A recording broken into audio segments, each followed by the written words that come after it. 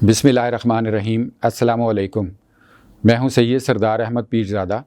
आपको grey zone with सरदार पीरज़ादा में welcome.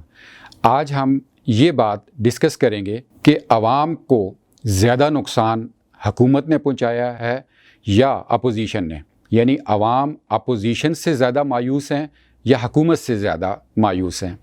लेकिन इस सब गुफ्तगू से पहले आपसे एक दरख्वास्त कि जिन्होंने अभी तक ये चैनल सब्सक्राइब नहीं किया वो प्लीज़ सब्सक्राइब कर लें और बेल आइकन यानी वो जो घंटी का बटन है साथ उसको ज़रूर प्रेस करें। और जिन्होंने सब्सक्राइब कर लिया है लेकिन अभी तक घंटी का बटन नहीं दबाया वो घंटी का बटन बेल आइकॉन ज़रूर प्रेस कर दें और लाइक तो आप वीडियो देखने के बाद ही कीजिएगा। तो आज हम ये तय करने की कोशिश करेंगे आपसे डिस्कस करके कि गुज़श्ता 3.5 सालों में हुकूमत भी भरपूर तरीके से मीडिया पर अपनी कारकर्दगी बता रही है और कह रही है कि 74 सालों में पहली मर्तबा इतनी शानदार हुकूमत आई है। लेकिन आवाम के जज्बात इस हवाले से मुख्तलिफ हैं और आवाम मुख्तलिफ इशूज़ पर मायूस चली आ रही है। कभी महंगाई का इशू है, कभी गुड गवर्नेंस का इशू है, कभी करप्शन के हवाले से बातें सामने आती हैं। लेकिन हुकूमत को रोकने के लिए या हुकूमत को चैलेंज करने के लिए या हुकूमत को आईना दिखाने के लिए अपोजिशन मौजूद होती है और अपोजिशन भी गुज़श्ता 3.5 साल से भरपूर अपनी कारकर्दगी दिखा रही है मीडिया के ऊपर और आवाम का नाम लेके 22 करोड़ आवाम का नाम लेके भरपूर तरीके से मुख्तलिफ प्लानिंग्स कर रही है।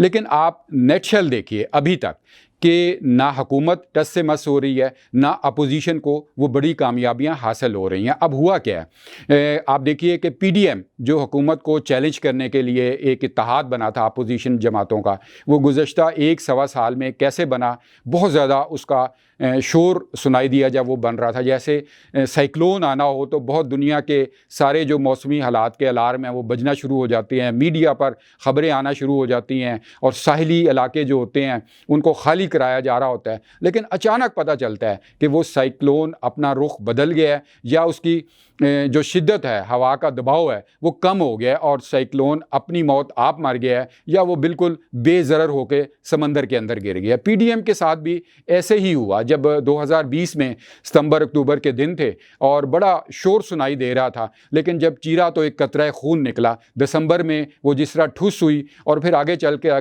जनवरी-दिसंबर में जिस तरह उसके टुकड़े टुकड़े पाश हो गए, कोई इधर गिरा कोई उधर गिरा। पीपल्स पार्टी और एएनपी अलहदा चली गई। फजलुर रहमान साहब, मौलाना फजलुर रहमान साहब वो जो थे वो बाकी मांदा इकट्ठे करते रहे। नून लीग अपना मुंह जो था छुपाई फिर रही थी लेकिन मजबूरन उसे पीडीएम में सहारा लेना पड़ा। गुज़श्ता जो 1 साल बीता है इसमें भी पीडीएम ऐसे ही चली है जैसे एक कहते हैं ना फटीचर बस चल रही होती है, कभी वो रुकती है, कभी धुआं देती है, कभी घें घें करती है, लेकिन वो बस कहती है कि मैं बस हूँ। इसलिए वो वाकई अपोजिशन की जो पीडीएम इत्तेहाद था वो भी एक बस यानी बस ही साबित हुआ। अब गुज़श्ता दिनों जो पीडीएम का इजलास हुआ, सरबराही इजलास, उसमें मौलाना फजलुर रहमान साहब ने कल आकर जब वो इख्तिताम पजीर हुआ तो उन्होंने एक प्रेस कॉन्फ्रेंस की। उस प्रेस कॉन्फ्रेंस को देखकर ये सवाल ज़्यादा जहन में आया कि अपोजिशन ने आवाम को ज़्यादा मायूस किया है या जो 3.5 साल से पीटीआई की हुकूमत है उसने मायूस किया। अब आप देखिए कि पीडीएम के इजलास के बाद जो मौलाना फजलुर रहमान साहब ने प्रेस कॉन्फ्रेंस की उसमें जो लोगों को तवक्को थी कि कोई ऐसे इक़दामात करेंगे जिससे कोई हुकूमत को चैलेंज दरपेश हो जाएगा, हुकूमत बुखलाना शुरू हो जाएगी, हुकूमत कंफ्यूज होना शुरू हो जाएगी और कुछ मामलात की बेहतरी की तरफ जाएगी। लेकिन जो मौलाना फजलुर रहमान साहब ने शेड्यूल दिया वो तो बिल्कुल ऐसा ही है कि जैसे एक अंडा ख़रीदेंगे उससे फिर बच्चा निकलेगा, फिर उसको मज़ीद पालेंगे, फिर उससे मज़ीद मुर्गियाँ निकलेंगी। ऐसे आहिस्ता आहिस्ता होते होते हम बहुत बड़ा एक डेयरी फार्म बनाएंगे और फिर बहुत बड़ा एक बिज़नेस एम्पायर खड़े कर लेंगे। शायद ये सदियों में जाकर होता है। तो मौलाना फजलुर रहमान साहब ने 23 मार्च दी लॉन्ग मार्च की और यस ये मार्च की लॉन्ग मार्च की तारीख। लेकिन उन्होंने ये नहीं बताया और ना ही इसका तय हुआ कि जी इस्तीफ़े कब दिए जाएंगे। इसमें लॉन्ग मार्च पे मैं बाद में आता हूँ।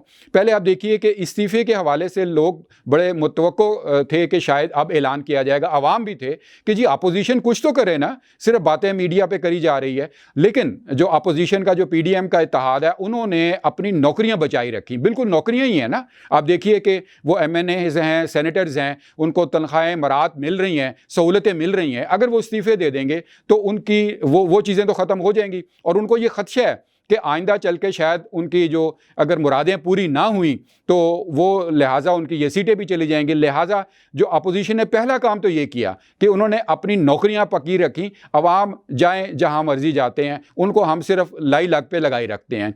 लिहाजा अपोजिशन का जो PDM का इत्तेहाद था, जिसका बहुत ज़्यादा ये कहना था कि हमें अपोजिशन को इस्तीफ़े दे देने चाहिए, और पीपल्स पार्टी से उनकी लड़ाई भी इसीलिए हुई थी। तो क्या पीपल्स पार्टी इस बात पे सही हुई या PDM ने अपोजिशन को फॉलो करना शुरू कर दिए?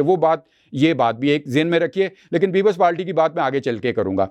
अच्छा, अब आप देखिए कि उन्होंने मौलाना फजलुर रहमान साहब ने कहा कि 23 मार्च को हम लॉन्ग मार्च करेंगे। अब 23 मार्च एक बड़ा अहम दिन होता है पाकिस्तान की जो तारीख़ है और रोज़मर्रा की ज़िंदगी में। बिल्कुल उस दिन करारदाद पाकिस्तान मंजूर हुई थी और उसको यादगार तरीके से मनाया जाता है। और अब इस दिन में मुकम्मल तौर पर जो आप देखिए कि फ़ौजी परेड होती है, एक आर्मी का और तीनों फोर्सेस का एक बहुत बड़ा शो होता है इस्लामाबाद में, और उस शो के दौरान सारी तवज्जो सारे मीडिया, सारे अवाम और सब लोगों की, इंतज़ामिया की उसी तरफ होती है। अब मौलाना फजलुर रहमान साहब ने ये डेट दी है, यानी PDM के इजलास में ये डेट रखी गई है।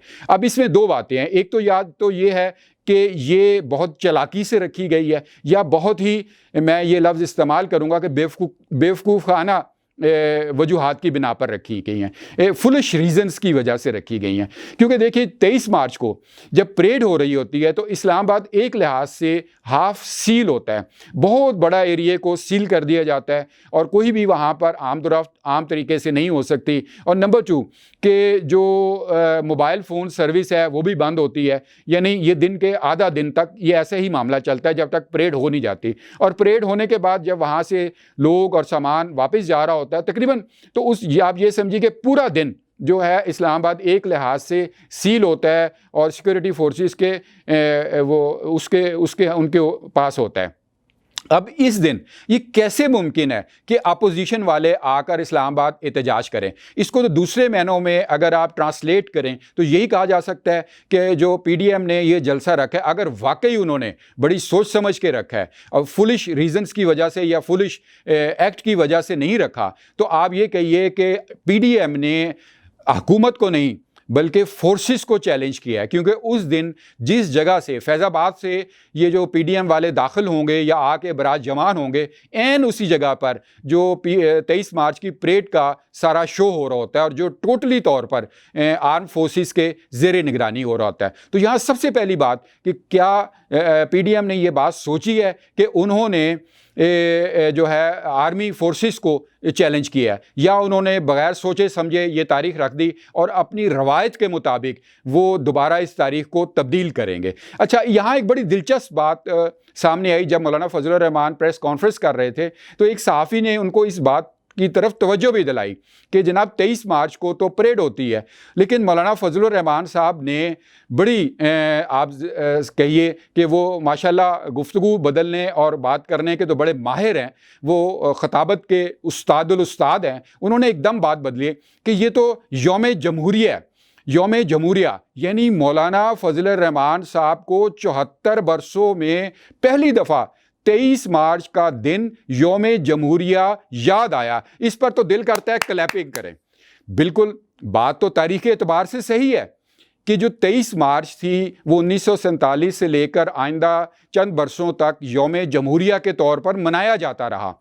और लेकिन जब general Ayub, field marshal Ayub Khan आया, उसने इसको फ़ौजी परेड और मुख्तलिफ़ तरीक़ों से शुरू कर दिया और उसके बाद से लेकर आज तक, यानी ये 23 मार्च में जो फ़ौजी परेड का दिन है वो नुमाया रहता है। यौम जमहूरिया लोग भूल चुके हैं, लेकिन मौलाना फजलुर रहमान साहब को अपनी बात कवर करने के लिए आज यौम जमहूरिया याद आ गया। और अगर यौम जमहूरिया वाकई याद आ गया है तो क्या इस पर स्टैंड करेंगे मौलाना फजलुर रहमान साहब? या दूसरी तरफ ये कि जमहूरियत के मौलाना फजलुर रहमान साहब को पूरे मैनी आती हैं, जहाँ पर हर आदमी जमहूरी तौर पर रह सकता है और हर शहरी को हर तरह से आज़ादी होती है। ये मौलाना फजलुर रहमान साहब को आइंदा चलकर अपनी इस बात का जवाब देना होगा और उनसे पूछा जा सकता है कि यौम जमहूरिया को अब पहले आपने क्यों नहीं याद रखा और क्या आइंदा याद रखेंगे। अब इसके बाद आइए पीपल्स पार्टी। मैंने जैसे कहा कि ये अपोजिशन की जमात है, अहम पीपल्स पार्टी, लेकिन जब उसने 2020 में उसको मुख्तलिफ समरात नज़र आने शुरू हुए, मुख्तलिफ अदारों से राब्ते, इस्टेब्लिशमेंट से राब्ते के, तो उन्होंने इधर से किनारा कशी की और अपनी माहिराना सियासत की बुनियाद पर मुख्तलिफ फ़वाइद लिए। सबसे पहले हमें कराची की सीट, जो बिल्कुल किसी भी गुमान में नहीं थी, वो कराची को मिल गई मुफ्ती इस्माइल के मुकाबले में जो सामने आई। उसके बाद आप देखिए कश्मीर में जो कहा भी नहीं जा सकता था, इतनी ज़्यादा उन्होंने सीटें ले ली और नून लीग का जिसका बहुत तवक्को थी वो नीचे रह गई। और अब उसके बाद अभी हाल दरमियान की बातें मैं स्किप करके जल्दी से ये, अब आप देखिए कि 133 जो लाहौर का इलेक्शन हुआ है, उसमें जो पीपल्स पार्टी ने तकरीबन जो 32,000 33,000 के करीब जो वोट लिए हैं और उससे पहले 5,000 लिए थे, इसको पीपल्स पार्टी अपनी बहुत बड़ी, आप कहिए कि कम बैक कह रही है। लेकिन टेक्निकली अगर देखा जाए तो ये तो एंटी नवाज शरीफ, एक एंटी PMLN वोट है, जिसमें पीपल्स पार्टी का साथ PTI वालों ने भी दिया, पैट वालों ने भी दिया और मुख्तलिफ जमातों ने भी दिया। अब और इसको जमातों का नाम लिया है, आप हंसे नहीं है, मैंने अदारों का नाम नहीं बिल्कुल लिया, बिल्कुल मुख्तलिफ जमातों ने मिलकर नून लीग के ख़िलाफ़ ये किया और वो आगे 30,000 32,000 नंबर ले चुके, जिसको शानदार तरीके से आसिफ अली जरदारी साहब ने भी कल सेलिब्रेट किया ख़िताब करके लाहौर के अंदर। लेकिन अगर देखा जाए तो पीपल्स पार्टी सबसे बेहतर इस हवाले से जमात है कि उसने अपनी मुख्तलिफ जो उनके लीडरान हैं उनकी कुर्बानियाँ देकर ये सीख लिया है कि सियासत को माहिराना तरीके से चलाना है, इखलासाना तरीके से नहीं चलाना, माहिराना तरीके से चलाना है। अब मुस्तकबिल में अगर देखा जाए, ये बात तो हम समझते हैं कि पाकिस्तान की पॉलिटिक्स में जो अपोजिशन होती है, जो हुकूमत होती है या जो मुख्तलिफ जमातें होती हैं, वो सब की सब जो है एक तरफ से ही आप ये कहिए कि कंट्रोल की जा रही होती हैं, या मैं एक थोड़ा सा अगला लफ्ज़ इस्तेमाल कर लूँ कि उनकी सारों की लगामें किसी एक के हाथ में ही होती हैं। तो लिहाजा अगर आप देखें तो हमने अगर अक्सर देखा है कि जब हुकूमत बनानी होती है, मुख्तलिफ पहले जो मार्शल लॉ हुकाम बनाते थे या हाइब्रिड रजीम बनाते थे, तो जो इलेक्टेबल्स होते हैं या आप ये कहिए कि बीच में से जमातें निकाल के बना ली जाती हैं, जैसे अयूब खान ने कन्वेंशन लीग बनाई, फिर ज़ियाउल हक ने मुस्लिम लीग को दोबारा ज़िंदा किया वो स्ट्रीट राइट लगा कर, उसके बाद क्यू लीग मुशर्रफ ने बनाई, अब जैसे हाइब्रिड रजीम आई और इलेक्टेबल, यानी जो ऐसे लोग उनको हुकूमत में लाने के लिए इकट्ठा किया जाता है। मेरा यहाँ बिल्कुल एक आप समझिए लोफर तज्जिया ये है कि अपोजिशन को भी वही लगाम कंट्रोल कर रही होती है और अपोजिशन के अंदर से भी पैट्रियाट्स बनाए जा रहे होते हैं जो उनके साथ चलते हैं और दूसरों को पासे रखा जाता है, यस पासे रखा जाता है, किनारे रखा जाता है, और जब उनका ख़त्म हो जाता है काम तो उनको ले आया जाता है। यानी सारों का घंटाघर, अपोजिशन हो, हुकूमत हो, दीगर पार्टीज़ हों, छोटी हों बड़ी हों, सबका घंटाघर एक ही है और उस घंटाघर के गिर्द ये सारे घूमते हैं। बस आखिर में यही बात याद रखिएगा कि मौलाना फजलुर रहमान साहब ने 23 मार्च को यौम जमहूरिया कहा है, भूलिएगा नहीं। डियर व्यूअर्स, आपको ये वीडियो कैसी लगी सब्सक्राइब ज़रूर कीजिए, बेल आइकॉन दबाइए और वीडियो अगर पसंद आई है तो लाइक करें और फीडबैक ज़रूर दें जो नीचे कमेंट बॉक्स है। God bless Pakistan.